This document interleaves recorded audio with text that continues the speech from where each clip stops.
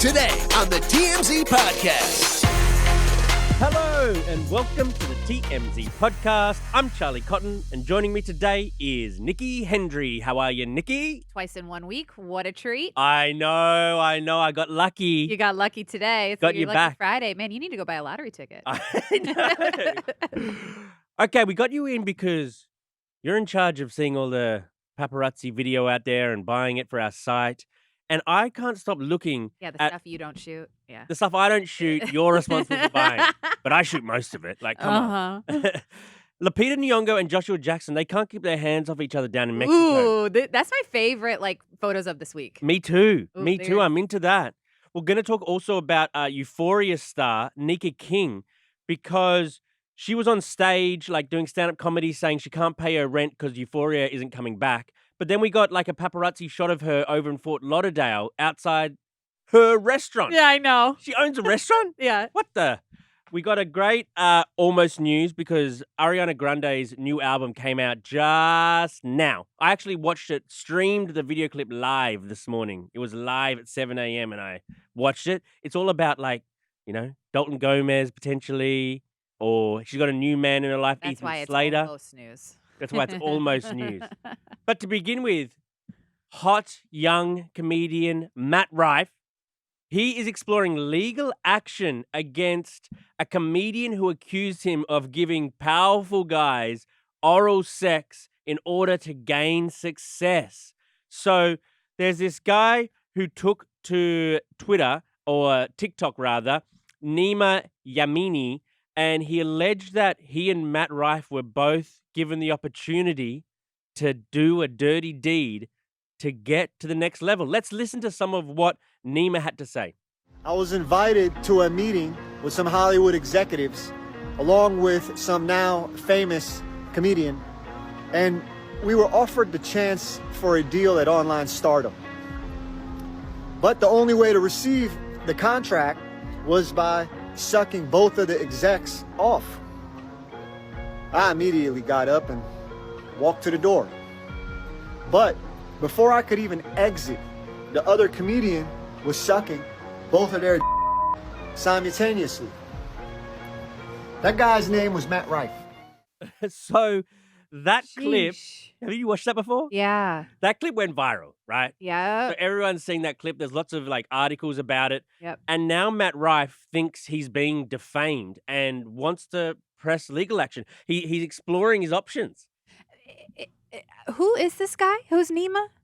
He has. Basically, no one. Yeah, so it's weird. Are we really going to take these claims as truth? And I understand Matt Rife, there's he this is not the first time that someone's name dropped him to spark controversy. A lot of people use his name because he is so popular to gain clout. So I know that for him, he probably wants to, make it prove a point, stop, messing with me.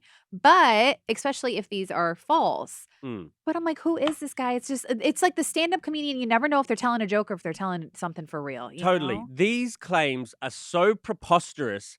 And he's got the backing music, and it's like that old trope about how you got to, do something like that to get to the next level. Right. To get digital fame as well. It's so ridiculous as to be unbelievable. I don't think that he can sue this guy because it's clearly a joke. I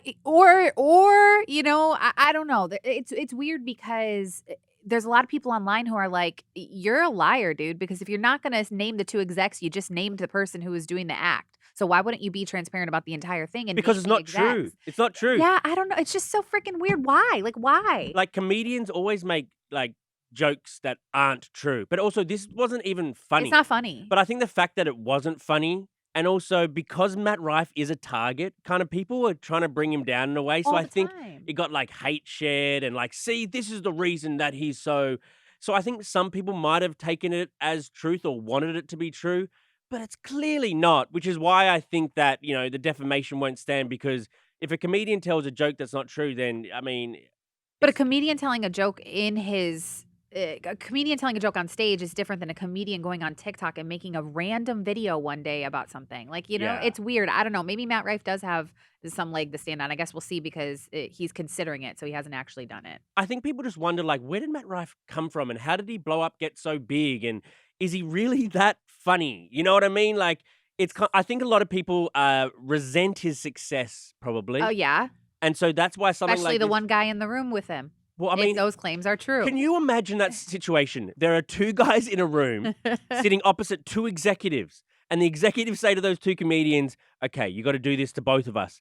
And so this Nima, sorry, walks out, and then he turns around and sees Matt doing it to both of them. Like, that's out of like The Sopranos or something. Like, Exactly, it's out of a movie. it's out of it's so preposterous that it's just interesting. This clip blew up, and now Matt's responding to it. It's just like, it's a crazy big story out of what I would have thought is just like a nothing little silly Right. clip. Okay, on to our next story. Zendaya's mum in Euphoria. Her name is Nika King. Yes.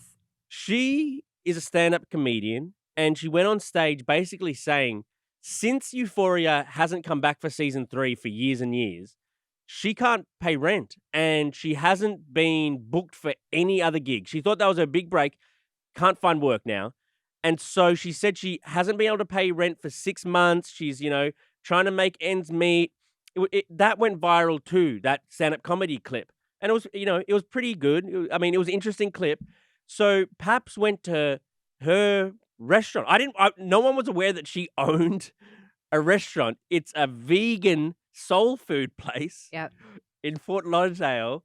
And basically, yeah, she invited them in, the Paps, say, hey, you come in and have to try some of this soul food. But yeah, I'm here trying to do this. But obviously she's got a few different irons in the fire because she's got this, she got stand-up comedy, she got acting.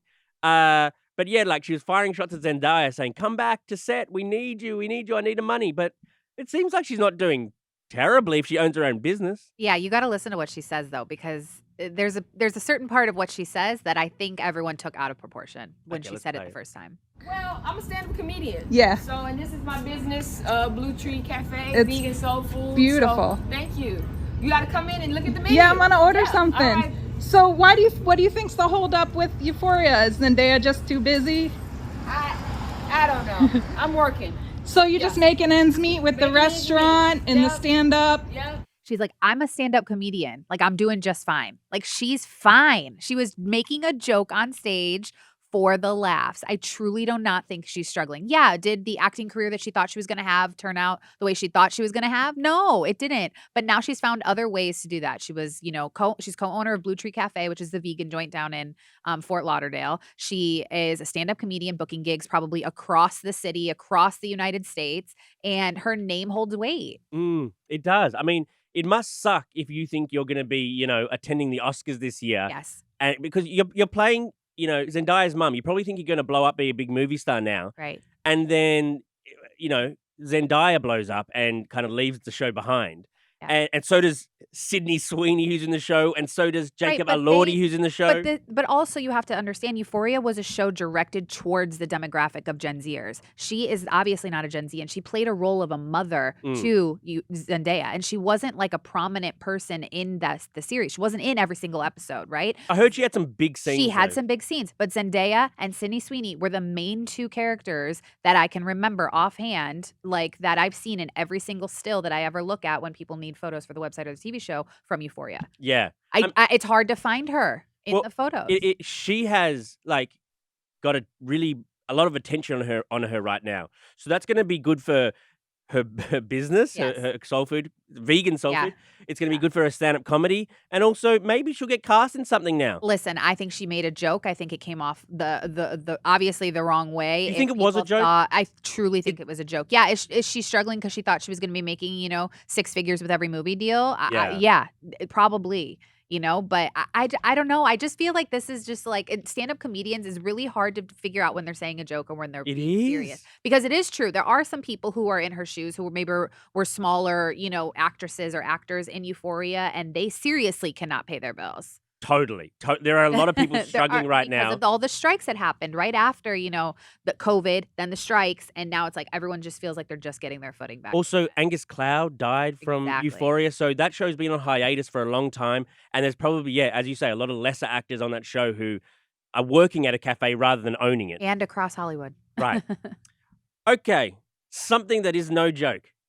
Lupita Nyong'o and Joshua Jackson. We have seen them all over each other all over Puerto Vallarta in Yep. Mexico Yep. because photos keep coming out of them and they are touching each other everywhere. They look like they're madly in love. They look like they've either just had sex or are about to have sex. Like these two, I've never seen anything quite like it, to be honest. Gives you tingles? Yeah, you can just tell they're having some good down in Puerto Right. Vallarta. It was her 41st birthday, Yes. so they're down there to celebrate. And you can definitely see that he's got a type because his previous relationship was with Jodie Turner Smith. And a lot of people online obviously are saying that Lupita and Jodie resemble each other. I mean, Jodie can't be liking the looks of these photos. I mean, they divorced recently. Yes. And they've got a daughter together. Yes. And then, like 6 months later, he's down there with one of the most massive movie stars. Yes. And they're clearly getting it. And also Lupita also has just like a recent ex too, who people wondered if there was some overlap because they got together. Photos emerged of Lupita and Josh together before they'd confirmed their separations from their exes. Oh, Lordy be. Oh my gosh. But the timelines, they really do just get really murky. They get murky, but these photos have just been everywhere this week. They just exude sexual They hotness. do. Like, I don't know why. I see a lot of these photos too of like the people who are coupled macking out on the beach.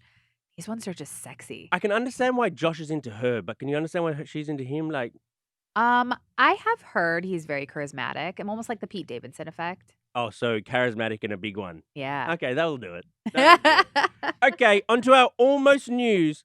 Ariana, her new album came out today. It's called Eternal Sunshine.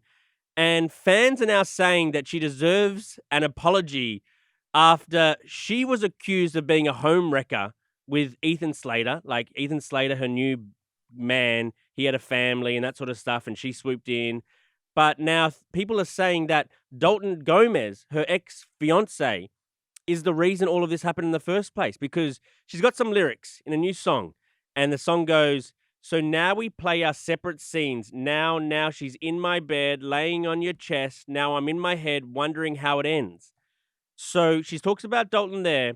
And then she's also got another song called Boy Is Mine, talking basically saying Ethan Slater's mine. It almost looks like it's a message to Ethan's ex, basically. The boy is mine, and she talks about having sex with him and that sort of stuff.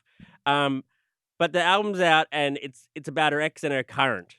So it's crazy because she never mentions either person by name. She never mentions Dalton or Ethan by name. However, fans are literally speculating based on that one lyric that you had said about Dalton was some fan literally was like going off and saying, I understand why Ariana was calling her marriage a situationship because the man was turning up the TV while she was crying or refusing to let her fly to the UK to see her because she was busy, but he was really going to clubs, cheating on her. Like all these fans are just going to speculation of all of these things. I will say though, Ariana Grande can still be considered a homewrecker, though, because she did break up someone else's marriage, Ethan Slater's. Right. So even though she's not the homewrecker in her relationship, she was the homewrecker in someone else's. I know, but I also don't like the homewrecker thing because it's Ethan's fault for wrecking his own home more than it is Ariana swooping in. Like, I don't like putting the blame on the person who, you know what I mean?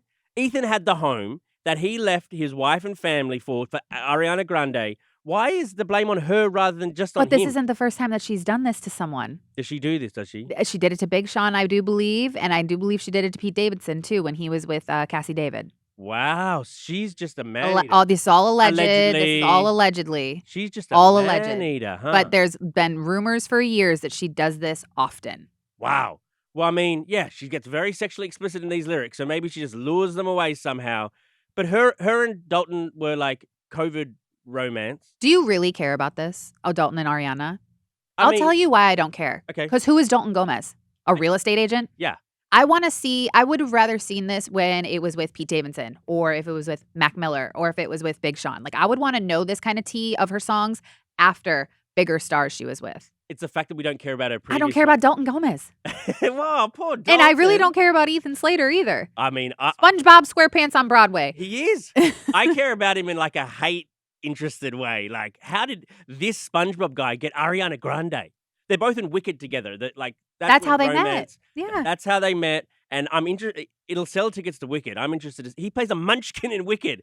That's not attractive, is it? Playing a munchkin? No, that's why I don't care. I'm like, ew, Ariana, what you doing, girl? Yeah. Get back with Big Sean and Big. No, no. Don't get back with an ex. No. She needs to find someone else. Ethan must be packing. SpongeBob must be packing. Jesus, everything's about packing with you, huh? I mean, it's about about everything about packing with everyone. All right, Nikki, that was a weird way to end the week. Thank you for joining me. You're welcome. I will see you guys here next week. Goodbye.